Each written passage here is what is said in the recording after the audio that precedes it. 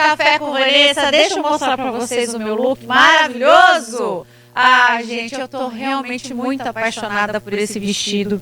Ele é de linho, tá bom? Só pra você saber. Ele é um pouquinho mais assim que o midi, só que um comprimento maravilhoso. Só que é um linho leve, muito assim, bem palmas. Não é quente não, é bem gostoso. E um linho assim diferenciado, bem gostoso. E aí ele sobe aqui, ele tem a cinturadinho, né? Olha que coisa linda, toda cinturadinho. Atrás ele tem até aquelas... como chama? Né? É barbatana, gente? Acho que é isso, né? Tá vendo aqui, ó? Olha que lindo que fica. Dá aquela cinturada maravilhosa. E essa manga romântica. Gente, muito romântica. Super em alta. E essa cor aqui eu achei tão linda, mas tão linda. Santa Moda. Pensou em moda, pensou em Santa Moda. Você viu? Tem bolso. Eu acho tão chique. Vou botar pra você. Esses vestidos assim que tem bolso. Eu acho a coisa mais elegante que tem. Cadê o outro aqui? Deixa eu mostrar pra vocês. Aqui, peraí. Olha, começamos dezembro. Daqui a pouco vai começar aquele corre-corre. Eu preciso de roupa pra isso, de roupa pra aquilo, roupa pra aquilo outro. Corre agora, aproveita. Toda semana tem lançamento, sempre coisas novas chegando para que você possa realmente desfrutar e escolher aquilo que você mais gosta e também presentear quem você ama. Então, Santa Moda, certo? O Instagram tá aí na tela para você. Pensou em moda? Santa Moda, certo? Bom, vem comigo, vamos rever uma entrevista maravilhosa, eu adorei. Gente, eu adorei conversar com a doutora Tainá Diamantino, que é nutricionista, e ela trouxe assim, muita clareza, muito entendimento sobre seletividade alimentar em autistas. Confira agora, aqui no Café com Vanessa. Bom dia, minha querida. Bom dia. Seja bem-vinda. Muito bem-vinda. Falar de um assunto que a gente precisa conversar bastante, né? Trazer o entendimento, porque criança, se a gente deixar por conta, eles vão fazer carinha de não quero pra tudo, não é? Sim. Mas às vezes, agora a gente precisa entender que nem sempre é porque ela não quer, né? Assim, de birrinha, né? Ah, não quero, não é uma birrinha, né? É algo que a gente precisa aprender cada vez mais. O que é a seletividade alimentar e por que ela é tão comum entre pessoas com autismo? Então, o que você disse realmente é isso, né? Não, às vezes não é birra, é porque realmente tem uma situação ali que acontece, principalmente se tratando de seletividade alimentar com crianças autistas ou com autistas em si, né? Que temos aí na fase criança, adulto e adolescente. O adulto pode levar a seletividade? Pode sim. Inclusive, minha primeira paciente foi uma adulta autista de 30 anos com seletividade alimentar. Então, pode sim. Então, isso pode ser levado, se não tratado, ele pode ser levado pro resto da vida. E aí é uma das coisas que a seletividade alimentar, ela tem o repertório, é como se fosse um repertório repetido. Ele vai comer a mesma coisa quase todos os dias. É um cardápio limitado, então às vezes come 3 alimentos só, 5 alimentos. Então tem essas características, principalmente se tratando do transtorno do espectro autista. A gente enjoa às vezes de comer a mesma coisa, né? Mas é essa seletividade, né? Quais são os fatores que influenciam a seletividade alimentar em uma criança autista, como questões sensoriais ou comportamentais? Então, nas questões sensoriais, a gente pode levar em consideração a hipersensibilidade, que seja ser muito sensível à questão sensorial, né? Ou então a hipossensibilidade, ele não é tão sensível assim. Né? Então a gente tem que pesquisar, avaliar o que a criança está tendo ali numa situação. Por exemplo, às vezes tem uma sensibilidade muito grande, é questão auditiva. Então um barulho que ela ouve é muito maior do que a gente, basicamente. Sim. E às vezes uma coisa crocante demais faz um barulhão ali dentro. E aquilo pode realmente gerar um desconforto. Então isso pode acontecer na alimentação também, né? Então os nossos sentidos estão todos ligados à alimentação. Eu falo que não tem como você se alimentar, tá tudo realmente ligado. Então, nessa questão, tem a sensorial nisso. Agora, comportamental, né? Porque o transtorno do espectro autista é um diagnóstico comportamental, a gente pode levar a DSM-5, que é o Manual de Diagnóstico. Quando a gente vai olhar lá, o transtorno do espectro autista eles têm um comportamento restritivo e repetitivo, que isso pode ser levado a uma rotina. E a questão também na alimentação. Então, ele comer todos os dias pode ser levado basicamente como uma rotina para ele. Então, comer a mesma alimentação todos os dias é como se fosse uma rotina mesmo, assim. Então, eu tenho pacientes que antes estavam comendo 3 alimentos só. Quais eram? Pode falar? Essa criança, ela comia iogurte, bolacha de chocolate e bolacha de morango. Ah, meu Deus, essa mãe estava quase... Tava no desespero. Então, agora, recentemente, a gente conseguiu, graças a Deus, a gente conseguiu com que ela comesse um arroz, uma cenoura, uma carne, mas a gente precisa realmente trabalhar com as estratégias para que ela se alimente melhor. Então, a gente aumentar esse repertório. E a bolacha recheada, ela faz croque? Faz, mas é porque não é todas as crianças que têm essa questão, né? Do crocante, ou então, eu falo assim, cada uma ela vai ter sua própria característica. Então, não existe 2 autistas iguais. Então, uns eles podem ser sensíveis à luz, outros não. Outros podem ser sensíveis ao barulho, outros não. Tem uns que são muito sensíveis à dor, outros não. Então, uns que podem estar sendo machucados e não sentem que estão sendo machucados. A gente tem essas características. Então, eu falo assim, que quando tem um paciente assim, eu literalmente estou descobrindo outro tipo de pessoa, outra personalidade, outras características. Não há uma regra, né? Não há uma regra. Não existe 2 autistas iguais. A regra é essa, não existe 2 autistas iguais. Aquilo que eu fiz aqui com esse paciente não necessariamente vai dar certo aqui, porque são seres individuais mesmo, como todos nós, né? Mas eles de uma forma mais sensível, apurada. E eu já ouvi falar que eles também têm uns assim que não gostam nada pastoso e outros não gostam nada durinho. Como que funciona tudo isso? E a questão da cor, né? Eles escolhem as cores. Sim. Então, essa é por essas questões sensoriais mesmo, né, que a gente acabou de mencionar. Então, alguns eles realmente podem apresentar isso. Inclusive, meu primo, eu virei nutricionista de autista por conta do meu primo autista. Ele tem essa questão dessa categoria do verde, não comer alimentos verdes. Então, às vezes, a gente tem que, eu falo assim, a criatividade, ela realmente tem que estar ali junto para a gente bolar alguma coisa para que essa estratégia realmente seja validada com a criança, né? Com a criança autista, para a gente conseguir fazer com que ela aumente o repertório alimentar. Só para o pessoal de casa entender, você usou um exemplo de uma criança que não comia, vamos dizer assim, nada saudável, né? Nada saudável. Nada nutritivo. Nada nutritivo. Eu já me coloquei no lugar dessa mãe e já falei, meu Deus, como que é essa... Há uma introdução, a famosa introdução, porque se há essa seletividade, como é que começa? Eu sei que cada caso é um caso, mas um exemplo que você pode nos dar. Geralmente começa com uma categoria. O que eu mais apresento dentro do meu consultório, né? Então, a Tainá parou de comer frutas.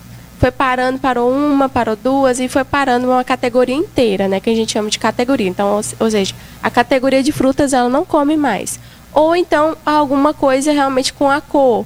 Então elas vão passando por essas situações e elas vão, literalmente é como se fosse, elas têm às vezes muita introdução alimentar daquele que a gente começa a partir dos 6 meses, tudo ok, nossa, comia de tudo, depois foi parando.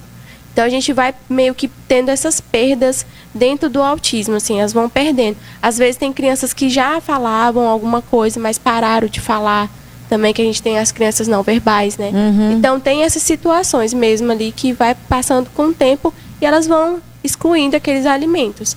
Por isso que, assim, como nutricionista, o melhor momento de agir é o agora. Se você conseguir, se os pais conseguirem agir quanto agora, antes melhor, quanto antes né? melhor. Não deixar essa categoria toda embora. Porque, por exemplo, vai virar adulto normalmente, só que ele pode ter umas deficiências nutricionais. Infelizmente, pode acontecer questões hormonais ali mesmo. Então, essa minha paciente que eu mencionei para você, de 30 anos, ela tinha uma aparência de uma garota de 13. E ela não tinha, não menstruava, por exemplo, não tinha essas questões, porque acabou afetando a questão hormonal também. Então, a gente tem que tomar esse cuidado. Então, por isso que eu falo, a melhor hora de agir é agora. É agora. E é algo que você não deixa para depois, por favor, né? Não. Porque senão depois, quantas coisas vão acarretando mais para frente, se né? você tá vendo que seu filho já começou a excluir aqueles alimentos, principalmente uma categoria inteira, por exemplo, frutas, começa a prestar atenção mesmo e vai atrás de um E é uma profissional. exclusão diferente, por exemplo, eu conheço a exclusão de crianças falando, eu não quero. E aí a gente fica tão nervosa que acaba trocando. Tá bom, me dá. Ó, o pecado. Me dá essa maçã que eu te dou essa bolacha. Né? E aí ela aceita essa coisa do dia a dia. A mãe consegue perceber que é algo que ela está excluindo? Consegue, principalmente algumas crianças, às vezes, elas não vão conseguir nem estar no mesmo ambiente daquele alimento. Se já chegou nesse nível, realmente começa a prestar bastante atenção e agir logo. Porque, assim, tem vezes que tem banana ali, mas a criança não vai ficar nem na cozinha porque a banana está presente. Então, a gente tem que tomar muito cuidado. Então, assim, ao cheiro, por conta dessas hipersensibilidades também, a gente pode estar trabalhando com isso também, principalmente com outros profissionais, né? O TO ou o fono também, para estar junto com a gente. A questão da fala também, se a sua criança não fala, também tem que tomar cuidado, porque crianças podem não falar por uma questão motora, né? Então, uma questão motora, não mastiga, isso, não né? mastigar. Então, essas coisas também, elas estão tudo interligadas. Então, eu sou aquela nutricionista que sempre está falando com a fono, sempre estou falando com o TO dos meus pacientes, para saber como é que estão conduzindo isso, para eu também agir, colocar nas minhas estratégias para agir também conforme aquela família. E dá para esconder comida, assim, no tipo assim, fazer alguma coisa e pôr uma cenourinha e bater? Ou eles são mais sensíveis e Eles percebem são bem mais mais sensíveis. Alguns pais conseguem fazer isso, mas a maioria não consegue. Porque eles realmente conseguem. Fala assim, meu Deus, parece que eles têm ali um negócio que eles veem aquele verdinho que eles não gostam de longe. Pode ser do tamanho de um grão de arroz, Ai. mas eles conseguem enxergar. Então, a melhor forma possível, assim, é a gente não omitir, né? Eu sempre falo com esses pais, principalmente assim, a gente não omitir, mas a gente buscar estratégias para que ele tenha mais, seja mais confortável com aquele alimento.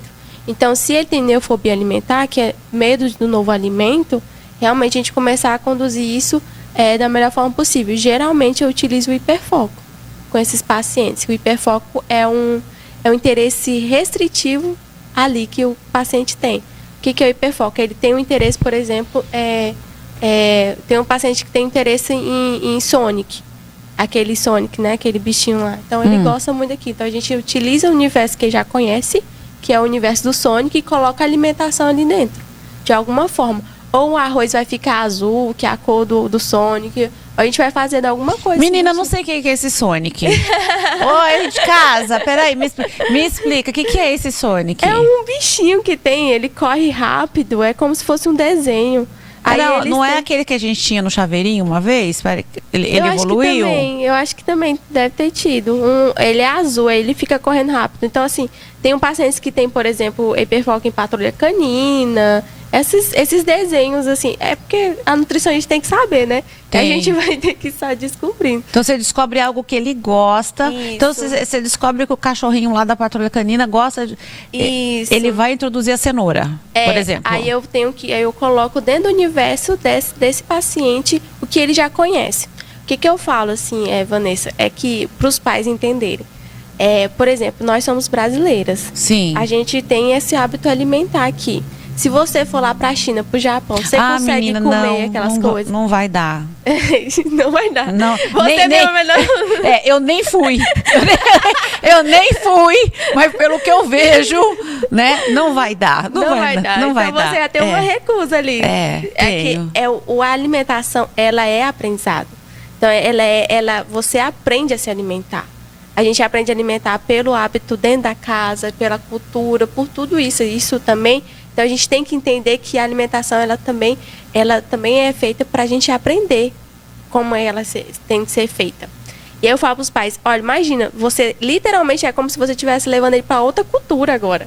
Sim. Então, a gente precisa tomar um cuidado, ter paciência, porque exige tempo para ele aprender a comer esse tipo de novo alimento. É uma nova cultura para ele. É como se a gente estivesse tirando ele daqui do Brasil, levando ele para o Japão. Então agora você vai ter que comer isso. Calma, não é assim também. Você mesmo falou, não, eu não iria comer aquilo. Então a gente mesmo já ia Não, recusar. porque a gente come comida japonesa, comida chinesa.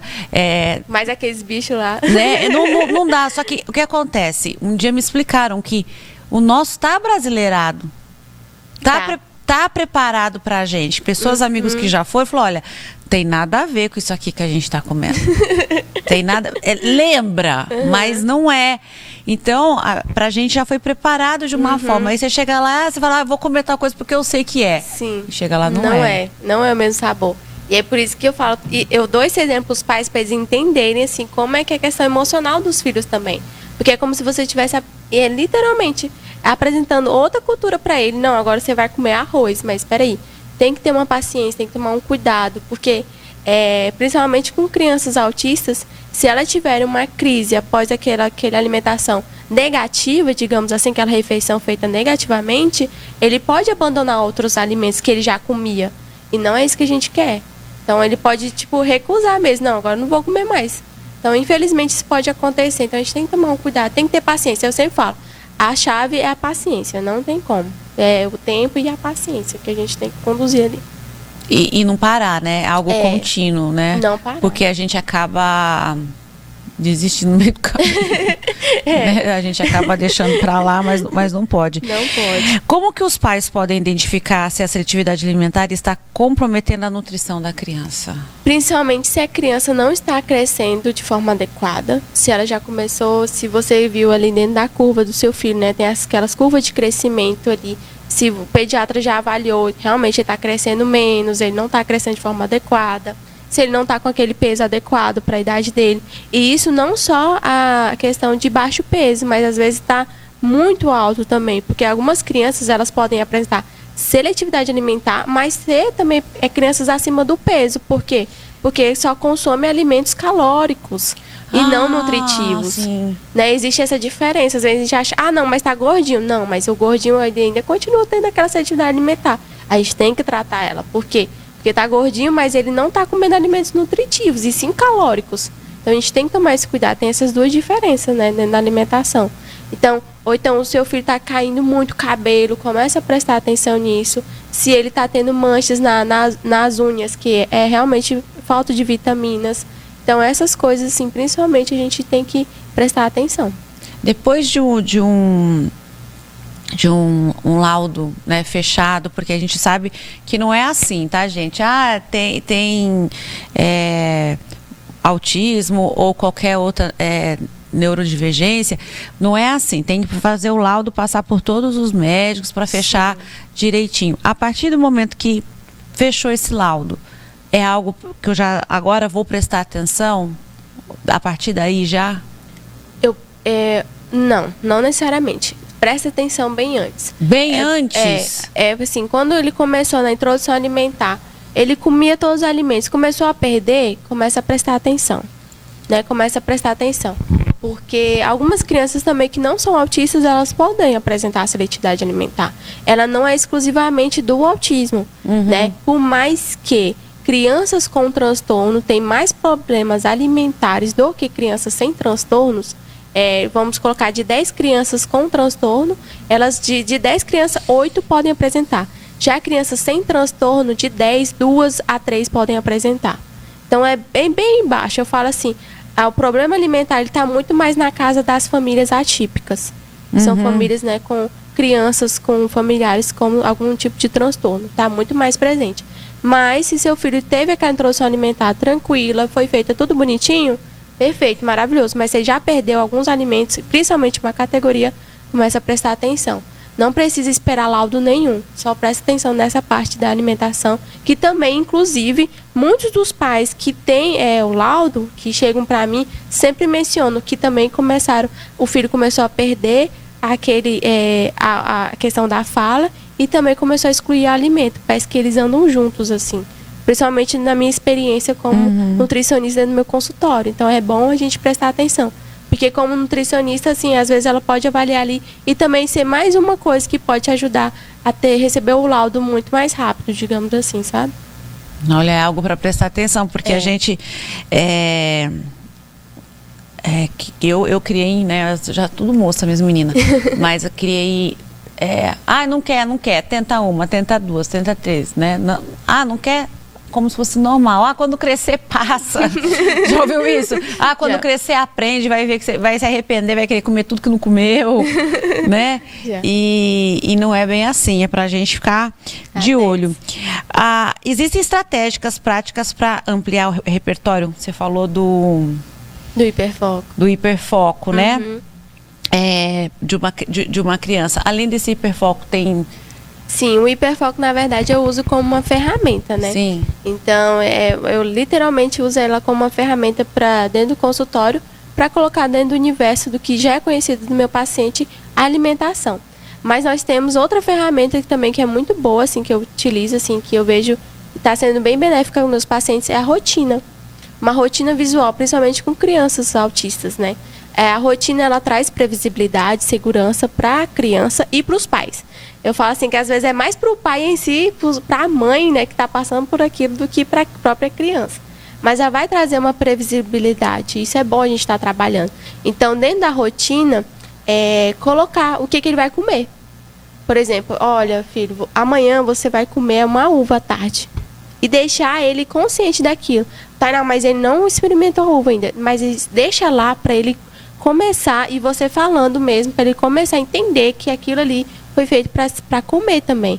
E que aquilo ali já está na rotina dele. Então a gente tem que começar a utilizar isso, trazendo previsibilidade e segurança.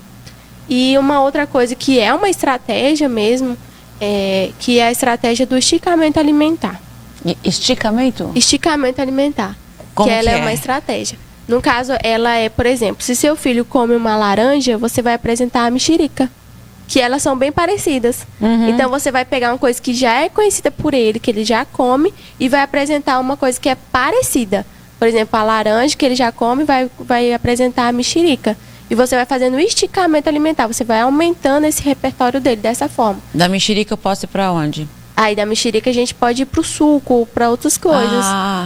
Então, assim, a gente pode trabalhar com isso, com essa estratégia. Só que eu sempre falo, comece com apenas, no máximo, 3 alimentos.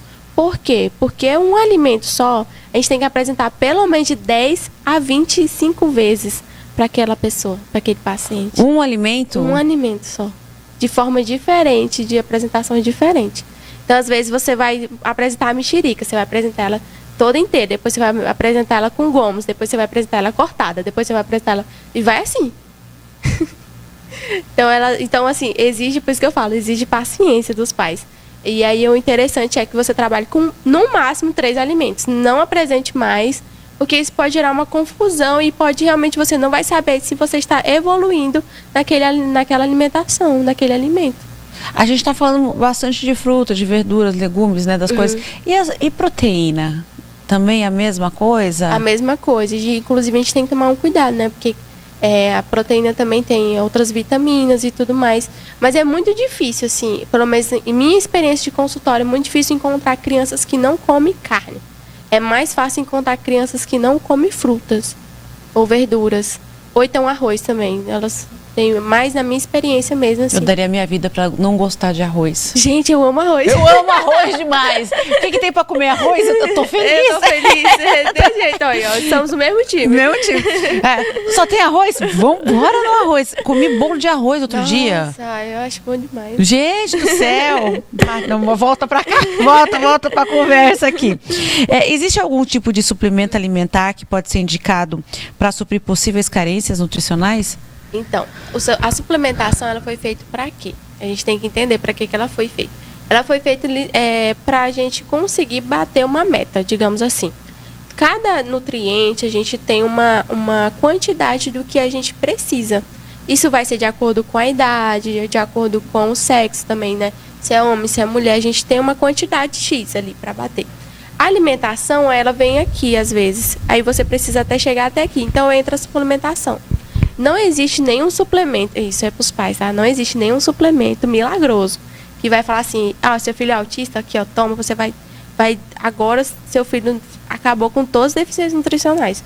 Não existe nem para qualquer outra coisa.